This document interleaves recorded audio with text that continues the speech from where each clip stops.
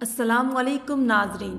आज की इस वीडियो में हम आपको एक ऐसी लड़की के बारे में बताएंगे जिसके यहाँ शादी के कई साल बाद तक औलाद नहीं हो पा रही थी, लेकिन फिर अल्लाह के करम से कुछ ऐसा हुआ कि घर औलाद पैदा हो गई। ये देखकर डॉक्टर्स भी हैरान रह गए। पूरा वाक़या सुनकर यकीनन आपका दिल खुश हो जाएगा और आप हैरान रह जाएंगे। आप इस वीडियो को लाइक करके आखिर तक ज़रूर देखिएगा। नाज़रीन, एक लड़की की शादी को 7 साल का अरसा बीत गया था, मगर वो औलाद की नेमत से महरूम थी, यानी उसके घर औलाद नहीं हुई। ख़ानदान में, दोस्तों में जितनी भी उसके साथ की लड़कियां थीं, वो सब कोई 2 और कोई 3 और 4 बच्चों की मां बन चुकी थी। इस लड़की की बहुत ख्वाहिश थी कि अल्लाह इसकी गोद भर दे। ये लड़की किसी से कुछ नहीं कहती, लेकिन दिल ही दिल में अल्लाह ताला से दुआ मांगा करती थी कि या अल्लाह, मुझे भी ये खुशी दिखा दे।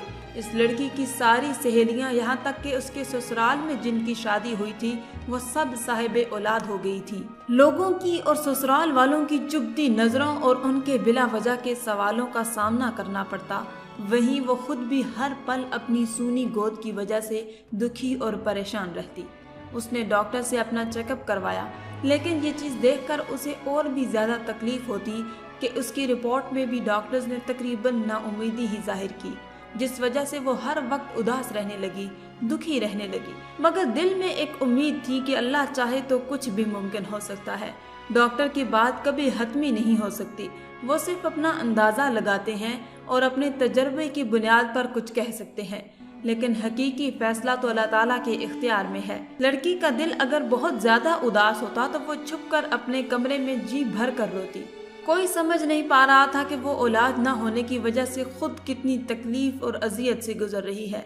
ससुराल वाले बातें बनाते थे, लेकिन दूसरे रिश्तेदार और हमसायों की बातें जलती आग पर तेल का काम करती थी और इसके साथ कुछ ऐसी बातें कर देती जिन्हें सुनकर दिल चाहता कि वो मर जाए या फिर इन लोगों से कहीं दूर चली जाए, क्योंकि इन लोगों की बातें दिन ब दिन बढ़ती चली जा रही थी।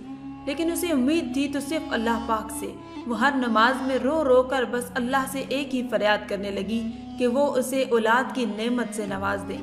जैसे जैसे लोगों के ताने बढ़ रहे थे, इसी तरह उसकी इबादत भी बढ़ती जा रही थी। उसे इंतज़ार था कि कब उसकी दुआ कबूलियत के दर्जे पर फायज होती है। वक्त गुजरने के साथ साथ उसकी देवरानी के यहाँ चौथे बच्चे की पैदाइश हुई। उसके साथ तानों और चुभती नजरों में और शिद्दत आ गई। सास कहती कि तू तो है ही बांझ, आखिर मेरे बेटे का कसूर क्या है जो ये बांझ उसके पल्ले पड़ गई।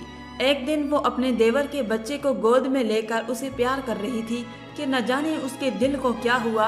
वो बच्चे को वहीं लिटाकर अपने कमरे में आई और ऐसी तड़प कर रोई कि सब घर वाले जमा हो गए। उसके दिल के हाल समझने के बजाय सब ये सोचने लगे कि देवरानी के बच्चों से जलती है, हसद करती है, इसलिए रोती है। लेकिन उन जाहिलों को कौन समझाता कि अल्लाह ने तो उसको ऐसा दिल दिया ही नहीं जो कि किसी से जले। वो तो उन लोगों में से थी जो अपनी खुशियां भी किसी और को दे दे, जो अपने मुंह का नवाला दूसरे के मुंह में डाल दे। वो तो बच्चे को प्यार करते वक्त अपनी सोनी गोद से दिल गिरफ्ता हुई कि खुद पर काबू न रख सकी और उसके आंसू भी सारे बंधन तोड़कर बहने लगे। बस उसका एक शौहर था जिसने उसे कभी भी ताना नहीं मारा। उसका शौहर उसको दिलो जान से प्यार करता था, उसकी ख्वाहिश को समझ सकता था, लेकिन वो क्या करता, उसके हाथ में तो कुछ भी नहीं था। एक दिन डॉक्टर्स ने कहा कि आप अपने शौहर का भी टेस्ट करवाएं, तो इस बात पर बहुत हंगामा हुआ। लेकिन फिर बाद में उसके शौहर ने कहा कि टेस्ट करवाने में हर्ज क्या है।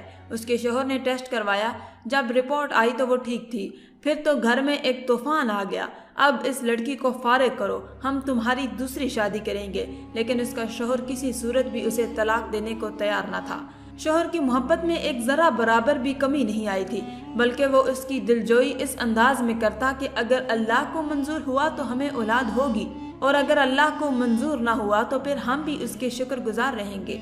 उसने अपने शौहर से कहा कि आप दूसरी शादी कर लें। वो अपनी बीवी से बहुत प्यार करता था, इसलिए किसी सूरत नहीं माना। उसकी सास ने बहुत लान तान की, यहाँ तक कह दिया कि तुम खुद नहीं चाहती कि हमारे घर में खुशियाँ आएँ, मेरे बेटे का भी कोई वारिस हो, तुम बददिल ही नहीं बद दिमाग भी हो।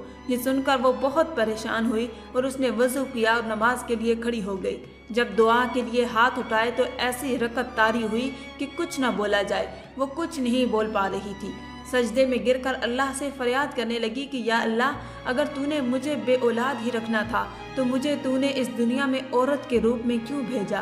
عورت تو پوری ہی اولاد سے ہوتی ہے، میرے وجود کو ادھورا کیوں بنایا؟ ڈاکٹر چاہے جو مرضی کہیں، مجھے بس تیرا ہی آسرا ہے، میری وجہ سے میرے شوہر کو تکلیف اور اس محرومی سے نہ گزار، تو ہر چیز پر قادر ہے۔ وہ روتی رہی اور دعا مانگتی رہی کہ تجھے تیرے پیارے حبیب حضرت محمد صلی اللہ علیہ وآلہ وسلم کی پیاری زلفوں کا واسطہ مجھے اولاد کی نعمت سے مالا مال کر دے۔ سب کچھ بھول کر اس نے ایسی فریاد کی کہ اس کی پکار سن کر شاید اس کی سفارش تمام مخلوق کرنے لگی۔ پھر ایک دن ایسا آیا کہ اس کا بھروسہ جیت گیا، اور پھر چند ہفتوں کے بعد وہ کچھ ہوا جس کی کسی کو بھی امید نہیں تھی۔ ڈاکٹر اس کی رپورٹ کو بار بار دیکھ رہے تھے اور کہا کہ وہ ماں بننے والی ہے۔